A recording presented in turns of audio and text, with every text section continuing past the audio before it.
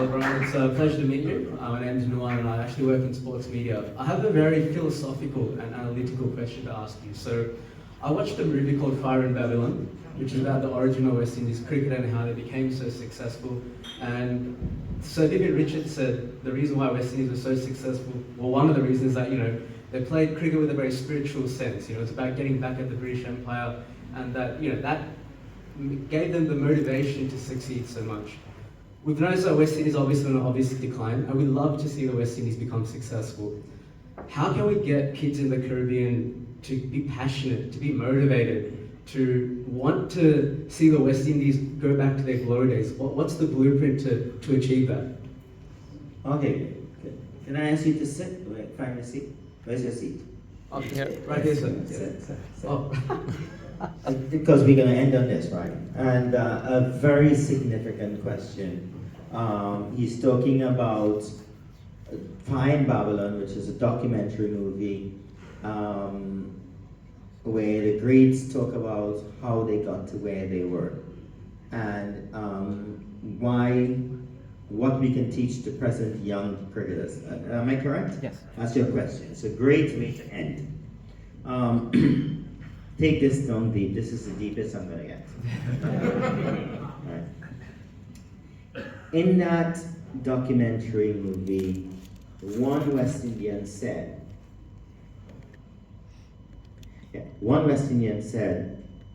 that in the 60s, before we became so successful, that the West Indies was known to be calypso cricketers. Now in the West Indies, a music called calypso.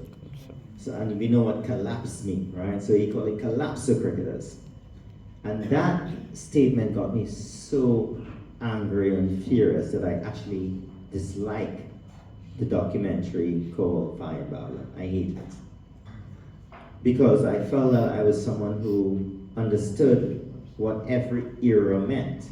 So when the person said that, he was trying to say that in the 60s, that the West Indies team, even though they were great players like Sir Garfield Sobers and they, is that we collapsed and we lost. So we entertained, but we lost. This is my feeling about West Indies cricket. We started in 1928, where the colonial masters, England, will pick maybe one black cricketer, and he most likely is a bowler. And we all know about the great Sir George Headley was the first black great batsman. And the 30s happened, and the wars in the 40s, and then in the 1950s, the West Indies went to England and won for the first time. And let me tell you something, that was huge back in the, I wasn't born, some of you weren't born. It was huge back in the West Indies, right? 1950, beaten England for the first time in England. Then came Sir Garfield Sobers, and then came the 3Ws and everybody else. And then we had independence in the West Indies, where nations or islands were getting independence against English rule. So my appreciation of the cricket back then, it wasn't about winning. It was about showing the colonial masters that we can play cricket. It's showing them that we can play cricket, but we can also rule ourselves politically. So we got independence from all these nations. And I think the significance of the 3Ws and Sobers and all these great cricketers was just about that, about getting identity. It wasn't being the best team in the world. And so Calypso really infuriated me. Clive Lloyd took his team in the 70s and brought them great success, and we became invincible on the back of what these great cricketers did for us. They weren't Calypso cricketers. They were pioneers in getting us to where we are during that period of time.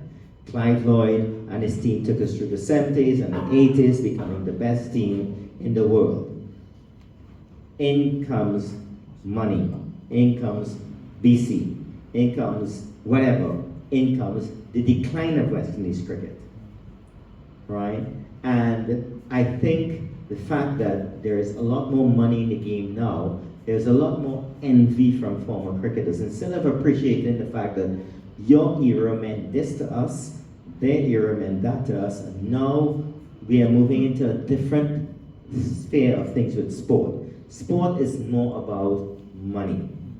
It's not about legacy. And you can't ask a youngster in the West Indies to play because it means so much to us, because we've been playing cricket for 100 years and you should play. He wants to know how he's going to look after his family. Right? So from my advice in the future is that you have to understand there's a difference why this era played, why this era played, why this era played.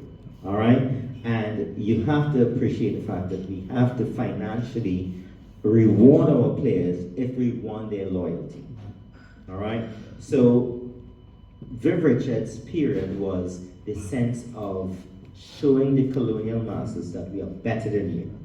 Sober's period was showing that, hey, we can do our things by ourselves. Chris Gale's period is that we want money. Right? It's simple. That's it. David Warner just retired, but he's going to be playing in the IPL, and he's going to make sure that the next 2 or 3 or 4 years that he's financially sound. He doesn't care what happens in the next Boxing Day test match in 2024.